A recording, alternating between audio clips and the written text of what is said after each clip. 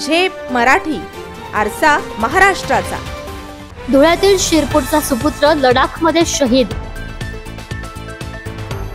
वीर जवान दिनेश पावरा यांच्यावर आज शासकीय इतमामात अंत्यसंस्कार। धुळे जिल्ह्यातील शिरपूर तालुक्यातील शेमल्या गावाने आपला वीर जवान गमावला आहे। भारतीय सैन्य दलाच्या बॉर्डर रोड ऑर्गनायझेशन मध्ये कार्यरत असलेले 24 वर्षीय जवान दिनेश तुफान पावरा यांचे लडाख येथे कर्तव्य बजावत असताना 7 सप्टेंबर रोजी निधन झाले। मिळालेल्या माहितीनुसार रस्त्याच्या कामासाठी सुरुंग लावल्यानंतर अचानक दगड कोसळून ते अंगावर पडल्याने जवान पावरा यांचा मृत्यू झाला। 2 वर्षापूर्वीच त्यांनी सैन्य दलात भरती होऊन देशसेवेत प्रवेश केला होता। दिनेश पावरा यांचे पार्थिव शिमला येथे आणण्यात आले असून 9 सप्टेंबर रोजी त्यांच्यावर शासकीय इतमामात अंत्यसंस्कार होणार आहेत। शहीद पावरा यांच्या पश्चात लहान मुलगी, आई वडील व 3 भाऊ असा परिवार आहे। त्यांच्या निधनाची बातमी कळताच शिमला गावात शोककळा पसरली आहे।